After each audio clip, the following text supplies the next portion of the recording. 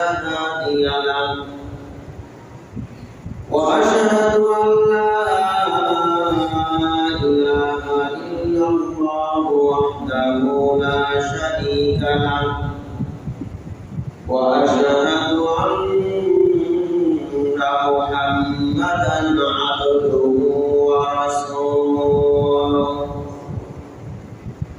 أما بعد فإن خير الحديث كتاب الله وخير الهدي هدي محمد صلى الله عليه وسلم وشر الأمور محدثاتها وكل محدثة بدعة وكل بدعة ضلالة وكل ضلالة في النار. أعوذ بالله من الشيطان الرجيم. بسم الله الرحمن الرحيم. قاف والقرآن المجيد بل عجبوا أن جاءهم منذر منهم فقال الكافرون هذا شيء عجيب أئذا متنا وكنا ترابا ذلك رجل بعيد قد علمنا ما تنقص الأرض منهم وعندنا كتاب حفيظ. وأعوذ بالله من الشيطان الرجيم. وإذ يرفع إبراهيم القواعد من البيت وإسماعيل ربنا تقبل منا إنك أنت السميع العليم. وقال الله سبحانه وتعالى أعوذ بالله من الشيطان الرجيم.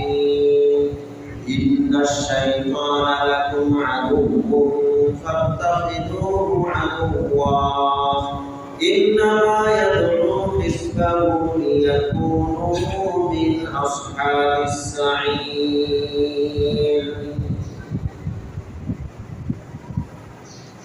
عن أبي الدرداء رضي الله تعالى عنه قال أوصاني خليلي صلى الله عليه وسلم لا تشربوا الخمر فإنها مفتاح كل شر رواه ابن ماجه.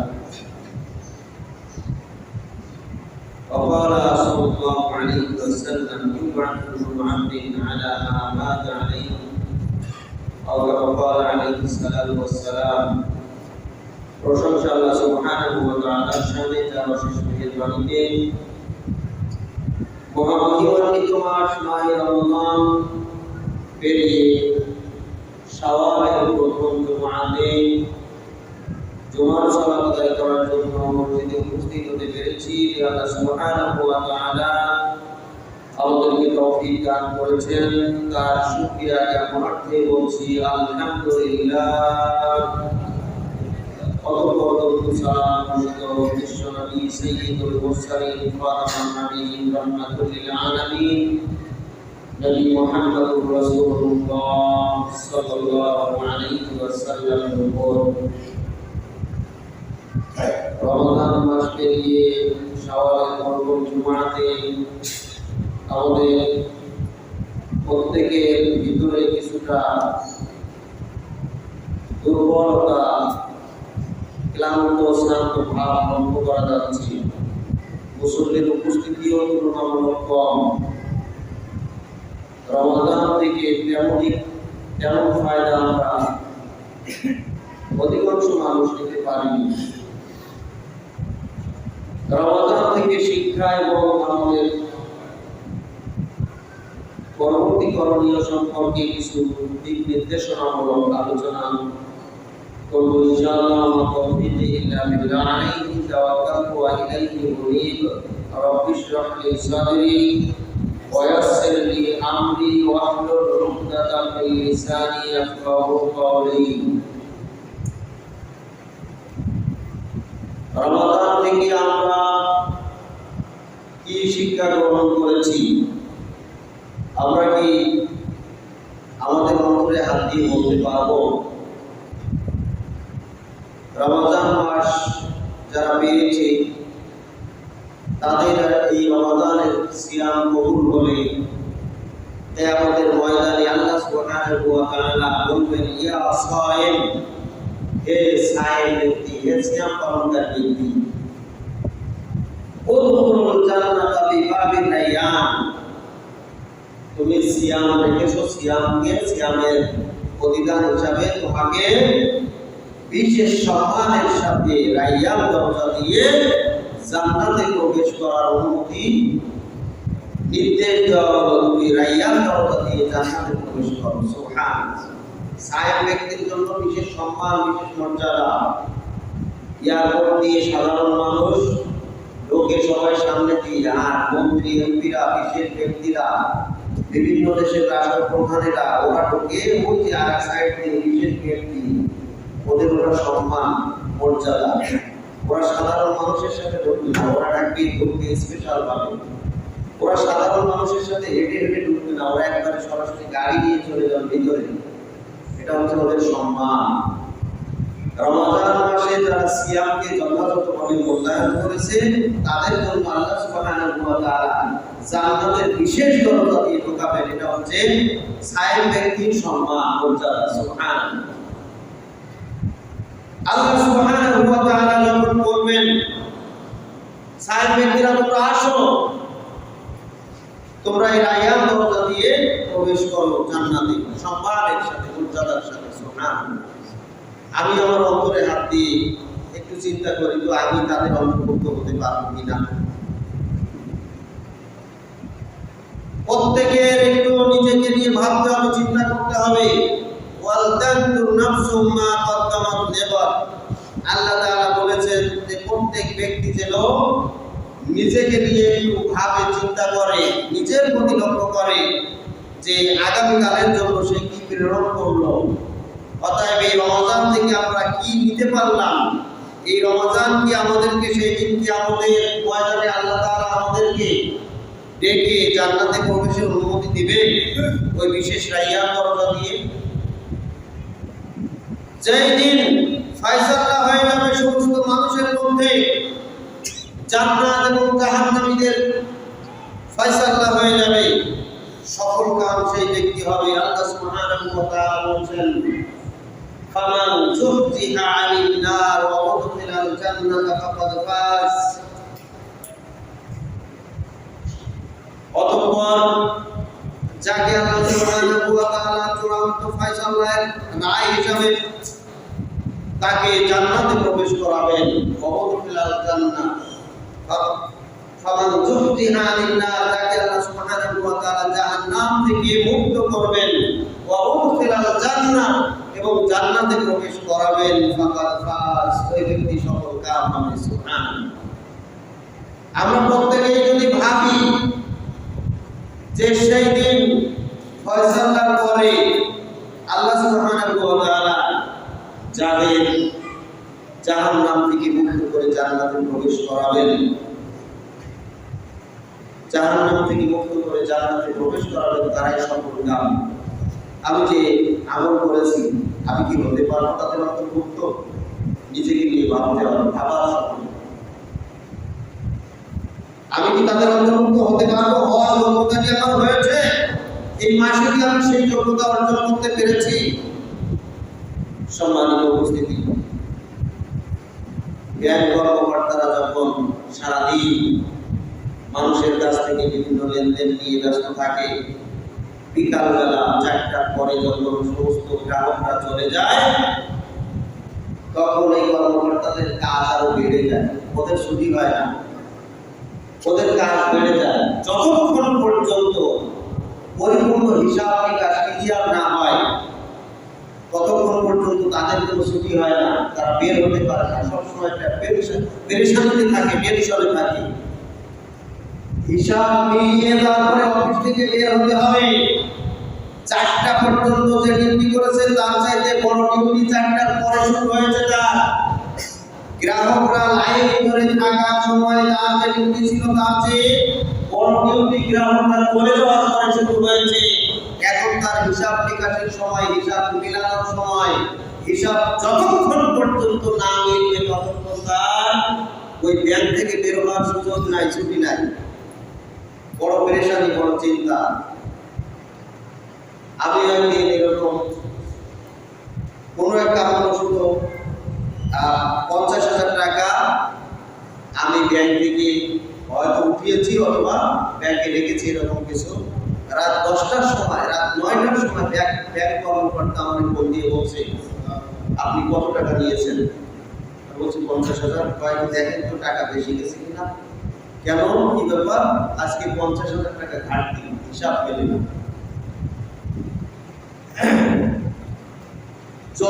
হিসাব মিলে না 50,000 টাকা। এই জন্য সারাদিন যত মানুষের লেনদেন করেছে প্রত্যেকের কাছে ফোন দিচ্ছে। বলছে প্রত্যেকের কাছে ফোন দিচ্ছি, তার অংশ হিসাবে আপনার কাছেও ফোন দিচ্ছি জানার জন্য কোথায় বড় হয়েছে।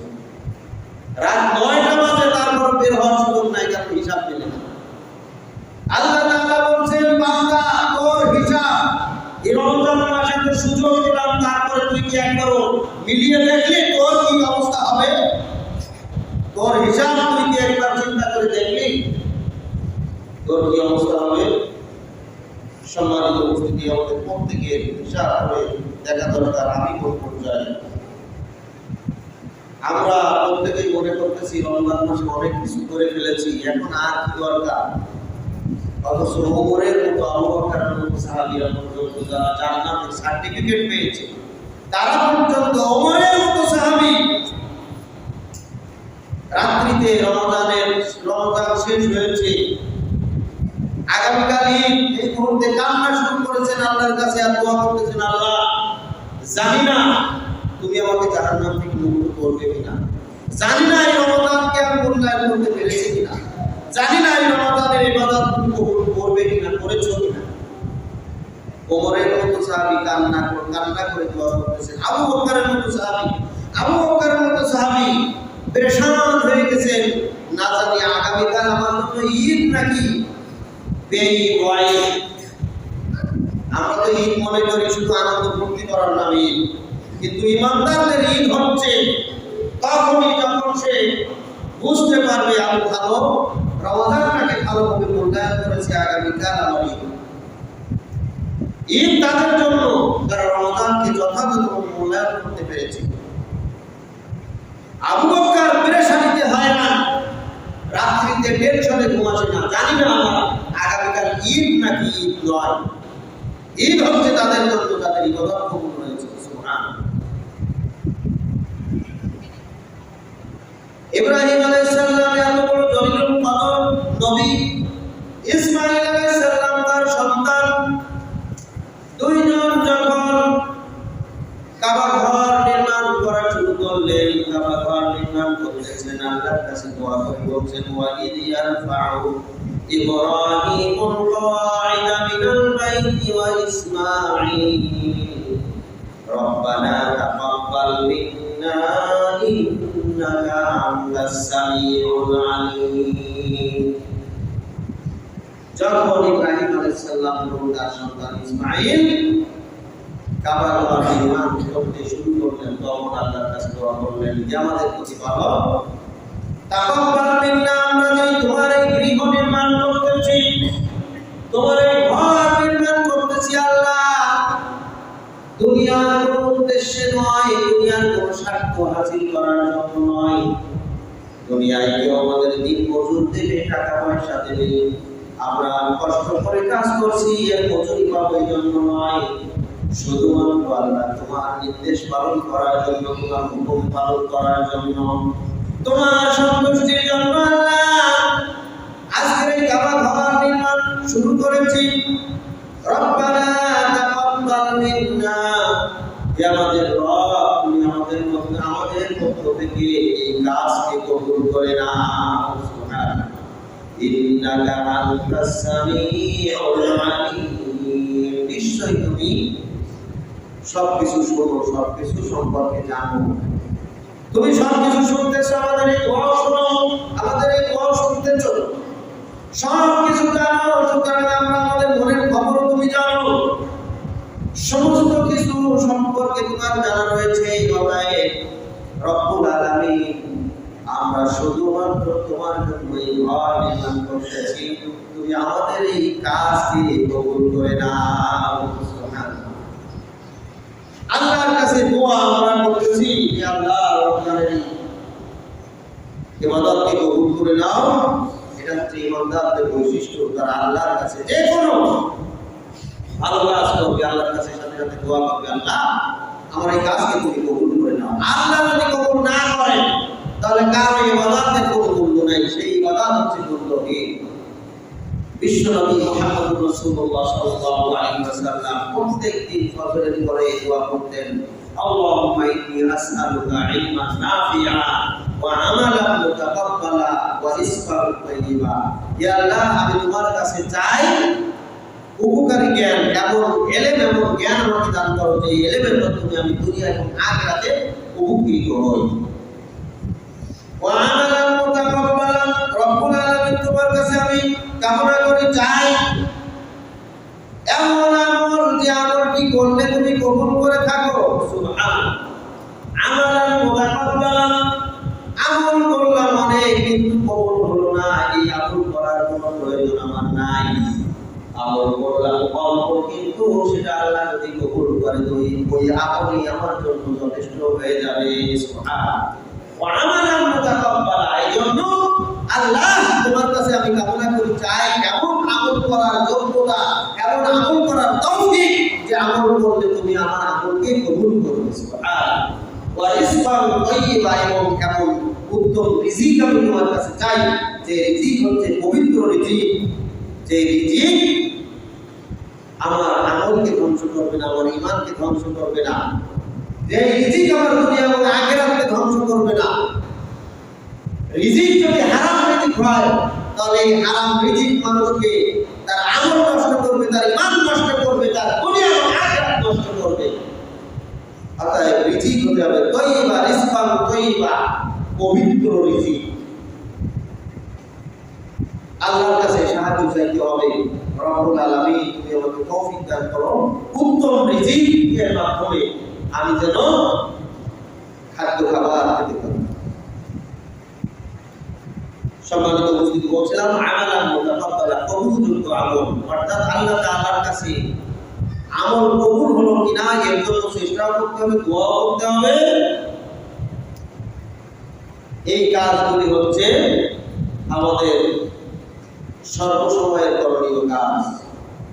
রমাদান মাস চলে গেল, অধিকাংশ মানুষ আল্লাহকে ভুলে গেছে। এগুলি হচ্ছে শয়তানের দেওয়া ফাঁদে পা দেওয়া, শয়তানের প্রলোভনে করার বাস্তবতা। শয়তানকে আমরা যারা চিনতে পারিনি, শয়তানকে এটা এখনো জানি না, তারাই শয়তানের ফাঁদে পা দিয়েছি, তাদের প্রবঞ্চনার শিকার হয়েছি। আল্লাহ তাআলা বলেন, ইন্না শাইতানা লাকুম আদুউন, নিশ্চয়ই শয়তান তোমাদের শত্রু। ফাত্তাখিযুহু আদুওয়া, তাকে বন্ধু হিসাবে গ্রহণ করো না, বরং তাকে শত্রু হিসাবেই গ্রহণ করো। আমার সবচেয়ে বড় শত্রু দুনিয়াতে, আমার অনেক শত্রু থাকতে পারে যারা আমার বিভিন্নভাবে ক্ষতি করে থাকে, আমার জায়গা জমি দখল করে, আমাকে কষ্ট দেয়, আমার উপরে নির্যাতন করে, বিভিন্নভাবে জুলুম করে, এই ধরনের শত্রু থাকতে পারে। যত প্রকার শত্রু মানুষের রয়েছে, এই শত্রুরা যত ক্ষতি করে তার চাইতে অনেক অনেক অনেক গুণ বেশি ক্ষতি করে তাকে শয়তান নামক শত্রু। নাউযুবিল্লাহ। আল্লাহ তাআলা বলেন, দুনিয়ায় তোমাদের যে শত্রু, এই শত্রু আসলে শত্রু নয়, এরা তোমাদের তেমন ক্ষতি করে না, কিন্তু প্রকৃত শত্রু হচ্ছে শয়তান। শয়তান তোমাদেরকে এমন ক্ষতি করে, প্রথমত তোমাদের ঈমানকে নষ্ট করে দেওয়ার জন্য চেষ্টা করে, এরপরে ঈমান যদি টিকে থাকে আমলকে নষ্ট করার চেষ্টা করে, আমল না করানোর জন্য সে চেষ্টা করে। এভাবে সে তার প্রচেষ্টা চালিয়ে যায়। শয়তান ঈমানদারদের পিছনে লাগে, শয়তান বেঈমানদের পিছনে লাগে না। বেঈমানদেরকে, ঈমানদারদেরকে ঈমান থেকে বিচ্যুত করে জাহান্নামের পথে নেওয়ার পরে তার কাজ শেষ। শয়তান শুধু মেশিন একবার স্টার্ট দিয়ে ছেড়ে দেয়, এরপরে মেশিন অটোমেটিক চলতে থাকে, ঘুরতে থাকে, তাকে আর চালাতে হয় না, ও চলতেই থাকে। শয়তানের কাজটা হলো এই মেশিন শুধু স্টার্ট করা। ওই যে রমজান মাসে শয়তান বাধা ছিল, এজন্য সে বেশি একটা সুযোগ পায় না। শুধুমাত্র তার দোসরদেরকে যে ছেড়ে দিয়ে গিয়েছিল, তার দোসররা যতটুকু পেরেছে মানুষদেরকে গুমরাহি করেছে। কিন্তু শয়তান নিজে মানুষের কেমন ক্ষতি করে, নিজে উপস্থিত হয়ে মানুষকে ক্ষতি করার সুযোগ পায়নি, কারণ সে বাধা ছিল। কিন্তু আবার সুযোগ পেয়েছে রমজান মাস চলে যাওয়ার পরে, এই জন্য তার অনুসারীদেরকে সব তার দলে নিয়ে গেছে, নিয়ে শুধু স্টার্টটা দিয়ে ছেড়ে দিয়েছে, আর কিছু করতে হবে না। তার যারা ঈমান থেকে চলে গেছে ওদের আর কিছু করা লাগবে না, ওরা নিজেরাই এখন শয়তানের কাজ করবে। শয়তান তার পিছনে আর থাকবে না, এখন ঈমানদারদের পিছনে লেগেই থাকবে। নাউযুবিল্লাহ। আল্লাহ তাআলা তাই সাবধান করে বলছেন, ইন্নামা ইয়াদউ হিজবাহু লিয়াকুনু মিন আসহাবিস সাঈর। নিশ্চয়ই শয়তান চায় যারা অনুসারী হবে তাদের সকল অনুসারীদেরকে সে জাহান্নামী করার জন্য সে চায় তারা যেন জাহান্নামী হয়ে যায়। নাউযুবিল্লাহ। লিয়াকুনু মিন আসহাবিস সাঈর, তারা যেন সবাই জাহান্নামে চলে যায়, এটাই হচ্ছে শয়তানের কাজ। সম্মানিত উপস্থিতি, আমাদের মাঝ থেকে কোনো নিকৃষ্ট লোক, খারাপ লোক যে মানুষের সবসময় ক্ষতি করে থাকে, চুরি ডাকাতি বাটপারি অবরোধ করে থাকে, এলাকায় অতিষ্ঠ করে তোলে, মানুষকে শুধু ক্ষতি করে, এরকম লোক হঠাৎ করে দেখা গেল পুলিশের হাতে ধরা পড়েছে, আমরা খুশি হব না বেজার হব? খুশি হওয়ারই কথা। কিন্তু প্রকৃত ওই কিসেমের লোক যারা, তার সত্যিকার অনুসারী যারা, তারা কিন্তু খুশি হবে না। খুশি হব আমরা তাকে শত্রু হিসাবে জানি, যে হচ্ছে মানুষের দুশমন, এ মানুষের ক্ষতি করে থাকে, অতএব সে আজকে গ্রেফতার হয়েছে, সবাই খুশি, জেলখানায় বন্দী হয়েছে, সবাই খুশি। আবার একবার 2 মাস জেল খাটার পরে যদি আমরা শুনতে পাই সে জামিনে মুক্তি পাচ্ছে, তাহলে কি খুশি হওয়ার কথা, নাকি আবার মনটা খারাপ হয়ে যাবে? খুশি হওয়ার কথা না। এই শত্রু আবার এসে আবার আগের মতো শুরু করবে, না জানি আগের চাইতে আরো বেশি উৎপাত শুরু করে, এই টেনশনে সবাই পেরেশান। কিন্তু তারা যারা অনুসারী, তারা আনন্দিত হবে না খুশি হবে? আনন্দিত হবে নাকি দুঃখ পাবে? তারা যারা অনুসারী তারা কিন্তু ঠিকই আনন্দ পাবে, আমাদের নেতা ছাড়া পাচ্ছে। আমরা খুশি হতে পারবো না, কারণ আমাদের শত্রু এসে আবার আমাদের ক্ষতি করবে। কিন্তু তার যারা সত্যিকার অনুসারী দোষর, তারা ঠিকই খুশি হবে, খুশি হয়ে তাকে ফুলের মালা দিয়ে বরণ করে আবার নিয়ে আসবে। দীর্ঘ 1 মাস এই শয়তান বন্দী ছিল। বন্দী হওয়ার পরে যখন প্রথম চাঁদ উঠল, 30 রমজান পার হয়ে গেল, মুমিনেরা হতাশ, আবার শয়তান ছাড়া পাচ্ছে, না জানি আবার আমাদের পিছনে লাগবে, আমাদের আবার ক্ষতি করবে, আবার আমাদের ঈমান নিয়ে টানাটানি শুরু করবে, আমাদের আমলের ক্ষতি করবে। আসলে আমরা অন্তর দিয়ে ভেবেছি যে শয়তানকে ছাড়া পাচ্ছে, আমরা সন্তুষ্ট নাকি অসন্তুষ্ট একবার ভেবেছি নিজেদেরকে নিয়ে একটু চিন্তা করেছি। দেখবেন রমজান মাস পার হয়ে গেছে, চাঁদ যখন উদিত হয়েছে অথবা মাগরিবের সালাত যখন শেষ হয়েছে, এই শয়তানের দোসররা এবার ফটকাবাজি শুরু করেছে, আতশবাজি শুরু করেছে, গান বাজনা খেল তামাশা শুরু হয়ে গেছে। তার মানে কি শয়তান ছাড়া পাচ্ছে, তারা কি আনন্দ, কি উৎফুল্ল, কি আনন্দ, তাদের কি খুশি, খুশির জোয়ারের খেলায় আর আছে না। এই জন্য টাকা পয়সা যা আছে কিনে নিয়ে আয়, ফটকা, আতশবাজি, বোমাবাজি এগুলো নিয়ে এসে এবার ফুটা, কি আনন্দ, কি ফুর্তি, শয়তানকে সাদর আমন্ত্রণ জানিয়ে তারা বরণ করে নিচ্ছে আতশবাজি, ফটকাবাজির মাধ্যমে। আমরা বুঝি না যে আসলে এরা কোন পথে হাঁটতেছে, এরা শয়তান ছাড়া যাচ্ছে, এই জন্য খুশি হচ্ছে। ঈদের আনন্দ মানে শয়তান খুশি হচ্ছে, শয়তানের পথে তারা হেঁটে ঈদের আনন্দ প্রকাশ করবে, এই জন্য তারা খুশি হচ্ছে। এরা মূলত শয়তানকে বরণ করে নেওয়ার জন্য উৎফুল্ল হচ্ছে, আনন্দিত হচ্ছে। ইমানদারদের আনন্দ কিসে? আল্লাহ রাসূল বলেছেন ইমানদারদের আনন্দ হচ্ছে সালাতের মাধ্যমে। সুবহানাল্লাহ। কিন্তু শয়তানের দোসররা আনন্দ ফুর্তি করবে, শয়তান নিয়ে আসবে, শয়তান ছাড়া পাচ্ছে, এবার তাদেরকে আতশবাজি, ফটকাবাজি মাধ্যমে তাদেরকে বরণ করে নিবে। বরণ করে নেওয়ার পরে এবার শয়তান, তাদের নেতা এসে গেছে, তারা এবার দেখাবে, কি দেখাবে? আনন্দ ফুর্তি করে এভাবে, কিভাবে? গান বাজনা, ডিজে গান, ওই যে বিভিন্ন গাড়িতে করে, ট্রাকে করে বিভিন্ন জায়গায় যে তারা নেচে গিয়ে আনন্দ ফুর্তি করবে। এটা শয়তান, ওই যে নেতা তাদের সামনে এখন হাজির, উপস্থিত, এখন তাদের কি সাহস, কি মনোবল, এই জন্য তারা এবার ফুর্তিতে লিপ্ত, আনন্দে লিপ্ত, কত বিনোদন, কত খুশি তারা তাদের নেতা ছাড়া পেয়েছে। টাকা পয়সা যত আছে অপচয় উড়িয়ে দিচ্ছে, সব অনৈসলামিক কার্যকলাপে যত প্রকার অপসংস্কৃতি আছে এইগুলি বরণ করে নেওয়ার মাধ্যমে, এইগুলি পালন করার মাধ্যমে টাকা পয়সা হচ্ছে অপচয়, অপব্যয় করে যাচ্ছে।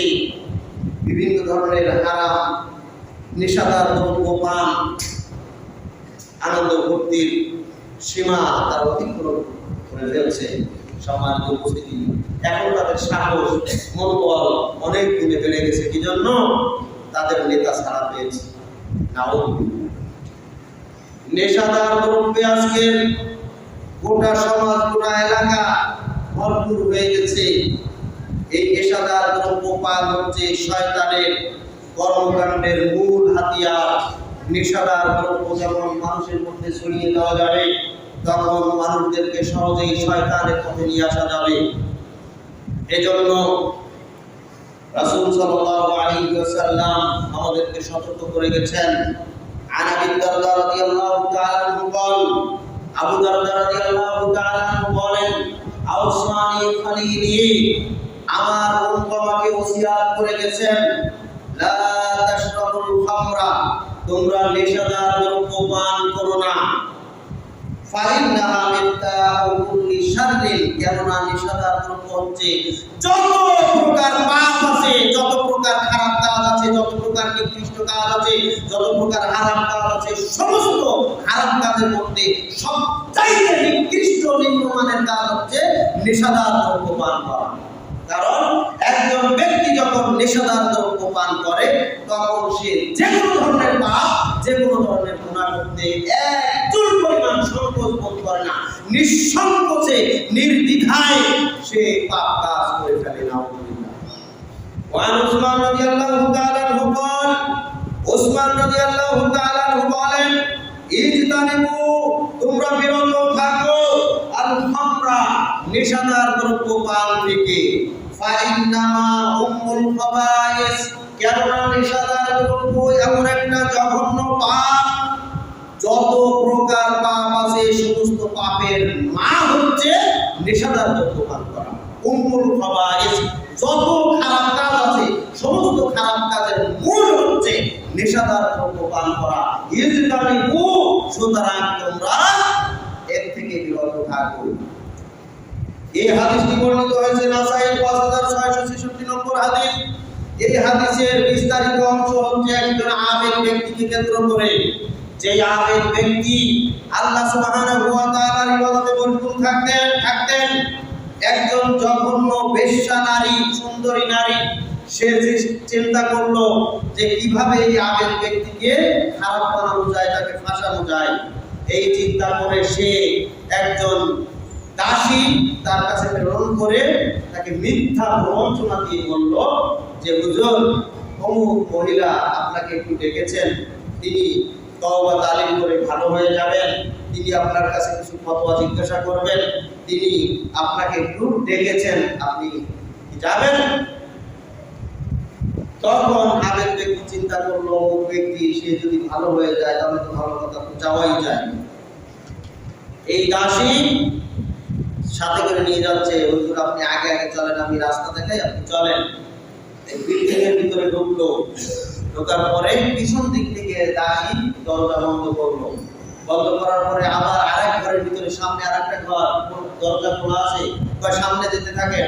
সামনে যাওয়া হলো, ওই দরজাটাও পিছন দিক থেকে এই দাসী লাগিয়ে দিল। এভাবে কয়েক স্তর পার হওয়ার পরে ওই যে সুন্দরী নারী সেখানে বসে আছে, সেখানে যেই বুঝতে পারলো যে আসলে আমাকে যে উদ্দেশ্যে নিয়ে আসা হয়েছে, আসলে তো সেই উদ্দেশ্যের কিছুই নয়। সেই নারী আরো নিজেকে নর্তকী সুন্দরী সাজিয়ে বসে আছে। নাউযুবিল্লাহ। এই আবেদ ব্যক্তি ওখান থেকে ফিরে আসতে চাইলো, কিন্তু আসার কোনো পথ নাই। বলছে তুমি এমন জায়গায় প্রবেশ করেছো, কয়েক দরজা ভেদ করে প্রত্যেক দরজায় তালাবদ্ধ আছে, ও এই দরজা ভেদ করে বাইরে বের হবে এই সুযোগ তোমাকে আর দেওয়া হবে না। এরপরে তাকে বলা হলো, আমি তোমাকে এখানে নিয়ে এসেছি আমার উদ্দেশ্য বাস্তবায়ন করার জন্য, আমার সাথে তোমাকে অবৈধ কাজ করতে হবে। কিন্তু আরেক ব্যক্তি কোন অবস্থাতেই যখন রাজি হলো না, তখন তার সামনে একটা ছেলেকে উপস্থিত করা ছিল, তার সামনে একটা ধারালো ছুরি ছিল। বলা হলো এই ছেলেকে তোমাকে জবেহ করতে হবে, তারপরে তোমাকে এখান থেকে মুক্ত করা হবে, এছাড়া তুমি বাঁচতে পারবে না। আস্তাগফিরুল্লাহ, মানুষ হত্যা করা জঘন্য অপরাধ, এটা আমি করতে পারবো না। এরপরে বলা হলো ঠিক আছে, এক পেয়ালা মদ তাকে দেওয়া হলো, এইটা অন্তত পান করো। সর্বশেষ তোমাকে সুযোগ দেওয়া হলো, এইটা পান করলে তোমাকে মুক্ত করা হবে। এই ব্যক্তি চিন্তা করলো, অন্তত এই ছোটখাটো একটা বিষয়, এটা পান করি, এটা পান করলে তো মুক্ত হতে পারবে, অন্তত এখান থেকে মুক্ত হয়ে যায়, তারপরে তওবা তালিম করবো। এই মনে করে সে ওই নেশাদার দ্রব্য, ওই মদ পান করলো, পান করার সাথে সাথেই তার মাথা বিগড়ে গেল। এখন তার যৌন উত্তেজনা কয়েক গুণ বেড়ে গেল। এজন্য ওই মহিলার সাথে ব্যভিচারে লিপ্ত হলো, নাউযুবিল্লাহ। এরপরে তাকে বলা হলো এই ছেলেকে হত্যা করো, সে হত্যাও করে ফেললো, কারণ এখন তার হৃদয়ে জ্ঞান নাই। এই ঘটনা ঘটলো বনি ইসরাইলের যুগের একটি ঘটনা। আবেদ ব্যক্তি সেইভাবে শুধু মদ পান করার কারণে বাকি দুইটা কাজ তার কাছে একেবারে স্বাভাবিক মনে হলো। এই হাদিস, এই ঘটনাকে উল্লেখ করে ওসমান রাদিয়াল্লাহু তাআলা বললেন, ইস্তানিবুল ফাওয়াহিস, ইস্তানিবুল খামরা, নেশাদার দ্রব্য পান থেকে বিরত থাকো। ফাইন্নামা হুমুল ফাওয়াহিস, কারণ এই নেশাদার দ্রব্য এমন মারাত্মক অপরাধ যে অপরাধে একবার জড়িয়ে ফেলবে কেউ, নিজেকে সম্পৃক্ত করবে, সে যে কোনো ধরনের পাপ কাজ করবে, তার কাজে আর পাপই মনে হবে না। সম্মানিত উপস্থিতি, আজকের নেশাদার দ্রব্যে ছয়লা পুরা এলাকা, আমাদের প্রতিবাদের কোনো মন মানসিকতাই নাই। একটা বাড়িতে যদি একজন নেশাখোর থাকে, তাহলে ওই বাড়ির প্রত্যেকের ঘুম হারাম হয়ে যায়, প্রত্যেকের পেরেশানি বেড়ে যায়, প্রত্যেকের ভিতর থেকে শান্তি দূর হয়ে যায়। বাড়িকে আরবিতে বলা হয় মাসকানা, সাকিনা, সাকিনা মানে প্রশান্তি, সাকিনা থেকে মাসকানা, তার মানে কি প্রশান্তির জায়গা। প্রত্যেকের ঘর, প্রত্যেকের গৃহ, প্রত্যেকের বাসস্থান, প্রত্যেকের বাড়ি এটা হচ্ছে প্রশান্তির একটা জায়গা। আপনি ক্লান্ত শ্রান্ত হয়ে যখন বাড়িতে ঢুকেছেন, তখন আপনি নিশ্চিন্তে আপনার মোবাইলটা টেবিলের উপর রাখলেন। আপনার টাকা পয়সা পকেটে থাকলো আর না থাকলো, পকেটে আছে যেভাবে জামাটা ঝুলাই রাখলেন।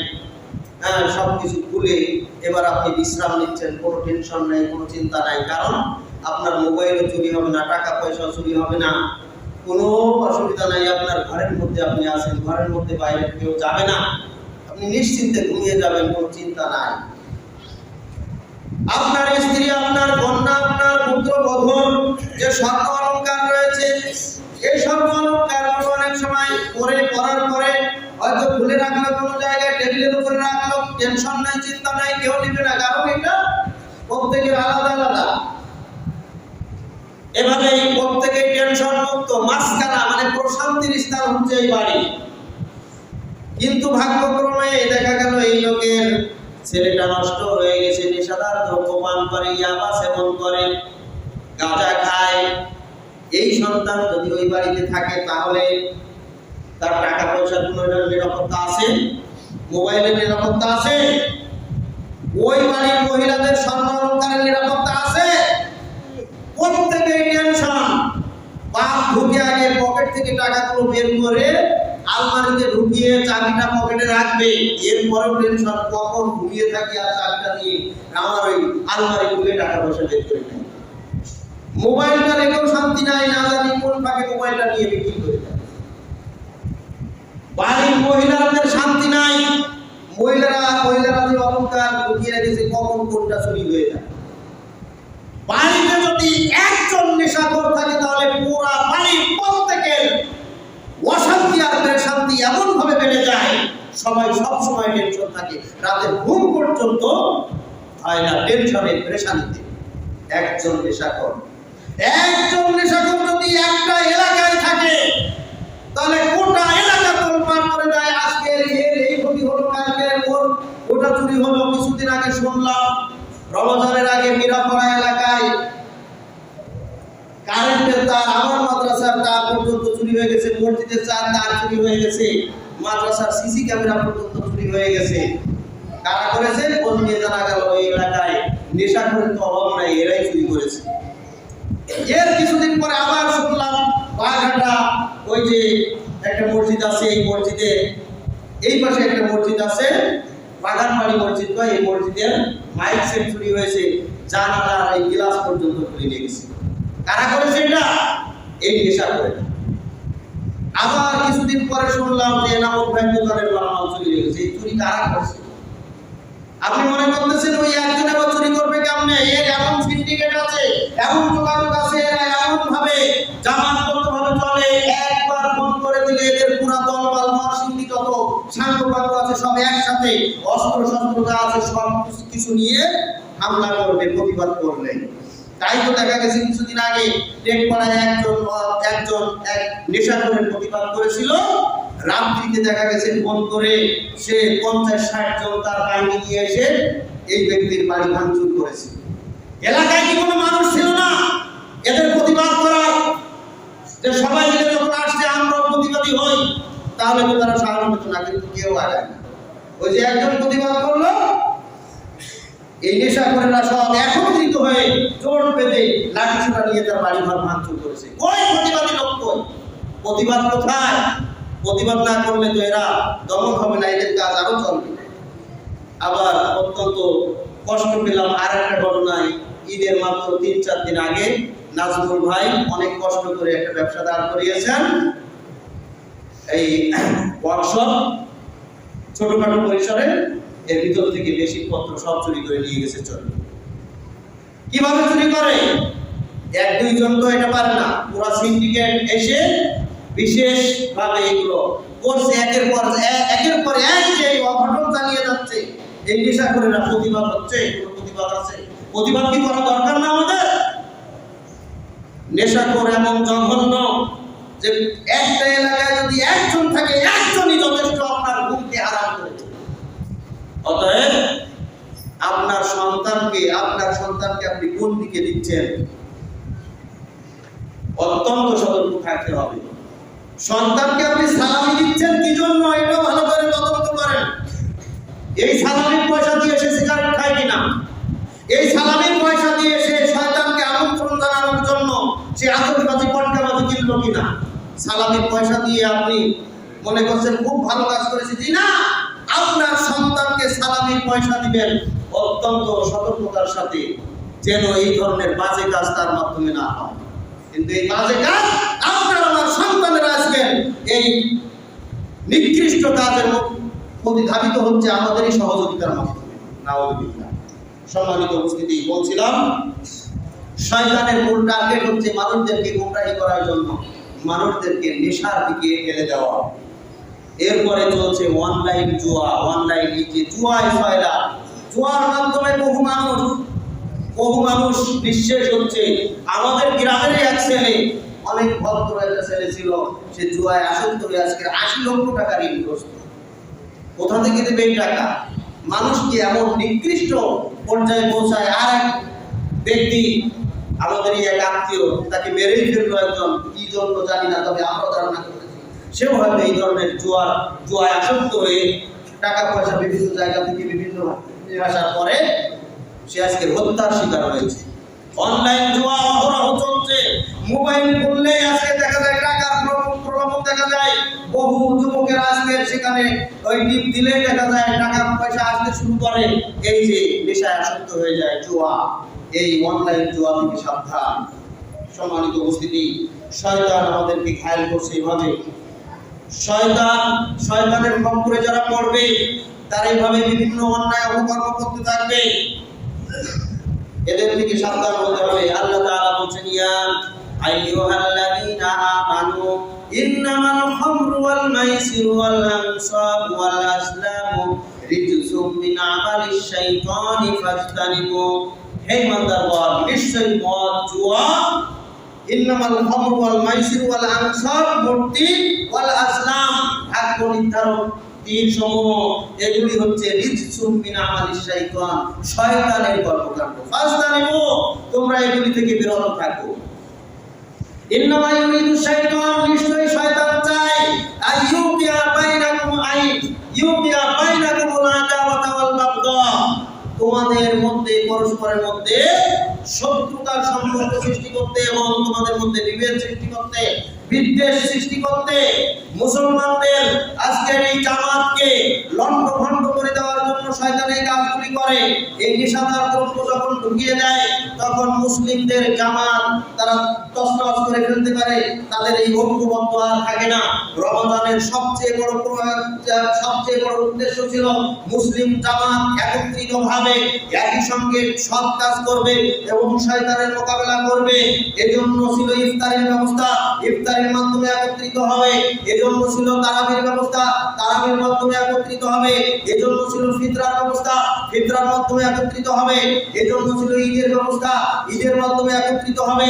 এই যে মুসলিমদের ঐক্য আরো মজবুত হবে, এই জন্য এই বিশেষ ব্যবস্থাপনা ছিল ঈদুল ফিতর।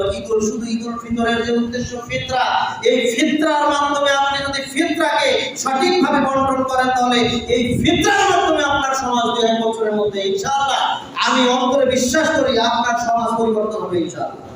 ফিতরা যখন বেনামাজিদেরকে দিবেন না, বরং বলে দিবেন এই বছরে যারা নামাজি তাদেরকে দিয়ে বলে দিবেন আগামী বছর তুমি যদি নামাজ পড়ো, আমরা জানি তুমি নামাজি, তাহলে তোমরা পাবে, না হলে পাবে না। তাহলে দেখবেন ইনশাআল্লাহ বহু মানুষ নামাজি হয়ে যাবে। এই ফিতরা বন্টনের সময় যদি বলতে পারেন যে তুমি নেশাদার দ্রব্য পান করো, তুমি বিড়ি সিগারেট খাও, তোমাকে ফিতরা দেওয়া হবে না, তাহলে ইনশাআল্লাহ যাকে আপনি 1 মণ 2 মণ 3 মণ চাল দিবেন তাকে দেখে ওই নেশাদার দ্রব্য পানকারী আস্তে আস্তে নেশা ছেড়ে দিবে যে আমি তো বিরাট বিরাট মাল থেকে বঞ্চিত হচ্ছে। এই ফিতরা শুধু সঠিক কন্ট্রোল করেন। ফিতরার উদ্দেশ্য হচ্ছে তুমাতুল লিল মাসাকিন, মিসকিনদের খাদ্য সংকট দূর করা। একজন সত্যিকার মিসকিন বের করেন যে হবে নামাজি, পরহেজগার, নেশাদার দ্রব্য পান মুক্ত, যে হবে সত্যিকার ইমানদার, এরকম যে সত্যিকার পাওনাদার হকদার, তাকে আপনি প্রয়োজনে 1 বছরের খাদ্য দেন। এভাবে আপনি 10 জনকে 20 জনকে দেন, দেখবেন বাকি মানুষগুলো সব আস্তে আস্তে নামাজি হয়ে যাচ্ছে, তারা নেশাদার মুক্ত হয়ে যাচ্ছে, তারা সমাজে ভালো মানুষ হয়ে পরিণত হবে ইনশাআল্লাহ। কিন্তু আমরা সবার কথা রক্ষা করার জন্য ব্যাপক হারে এটা যারা পায় না তাদেরকে আমরা দিতে বাধ্য হই। কঠোর হতে হবে, সব জায়গায় নরম হলে চলবে না, সঠিকভাবে বন্টন করতে হবে। সম্মানিত উপস্থিতি, কথা অনেক ছিল। যাই হোক, এই ঈদের এই রমাদানের মূল উদ্দেশ্য ছিল আমাদেরকে একত্রিতভাবে একতাবদ্ধ হয়ে জামাতবদ্ধ হয়ে জীবনযাপন করা। তাহলে আমরা যে কোনো অন্যায়কে দূরীভূত করতে পারবো, এই নেশাদার দ্রব্য পানকারীদের বিরুদ্ধে প্রতিরোধ করে তুলতে পারবো।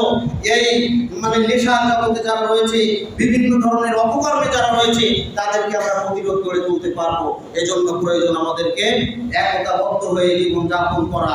আল্লাহ সুবহানাহু ওয়া তাআলা আমাদেরকে তৌফিক দান করুন, সত্যিকার ঈমানদারদের গুণ বৈশিষ্ট্য অর্জন করার তৌফিক দান করুন। এই রমাদানের ইবাদতকে আল্লাহ সুবহানাহু ওয়া তাআলা আমাদেরকে কবুল করুন। আমাদের মনের অবস্থাকে আল্লাহ তাআলা পরিবর্তন করে দিনমুখী অন্তর তৈরি করে দিন। আল্লাহ তাআলা আমাদেরকে রমাদান মাসে যেভাবে ইবাদত করেছি সেভাবেই মৃত্যুর আগ পর্যন্ত ইবাদত করার তৌফিক দান করুন। ওয়া আখিরু দাওয়ানা আলহামদুলিল্লাহি রাব্বিল আলামিন। বারাকাল্লাহু লানা ওয়া লাকুম ফিল কুরআনিল আযীম। ونفعنا وإياكم بالآيات والذكر الحكيم فإنه تعالى جواد كريم ملك رؤوف رحيم.